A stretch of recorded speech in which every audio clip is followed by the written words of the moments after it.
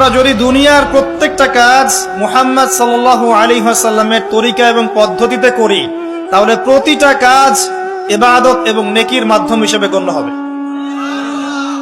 সকালবেলা উঠেছেন, ঘুম থেকে উঠলেন, উঠে দোয়া পড়লেন। কি দোয়া পড়লেন? আলহামদুলিল্লাহিল্লাযী আহিয়ানা বা'দা মা আমাতানা ওয়া ইলাইহিন নুশুর। মাশাআল্লাহ। ঘুমানোর সময় কি পড়েছিলেন? আল্লাহুম্মা বিইসমিকা আমুতু ওয়া আহইয়া। অথবা আরো কিছু আমল আছে আপনি করতে পারেন চাইলে, যেমন সূরা মুলক তেলাওয়াত করতে পারেন। ফজিলত, আপনাকে কবরের আযাব থেকে বাঁচানো হবে ইনশাআল্লাহ। আপনি আয়াতুল কুরসি তেলাওয়াত করতে পারেন।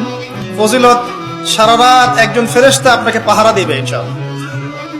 আপনি সূরা ফালাক, নাস, ইখলাস পড়ে ঘুমাতে পারেন এবং হাত দুটোকে একত্রিত করে ফু দিয়ে মাথা থেকে নিয়ে যতদূর পর্যন্ত হাত যায় মাসাহ করতে পারেন।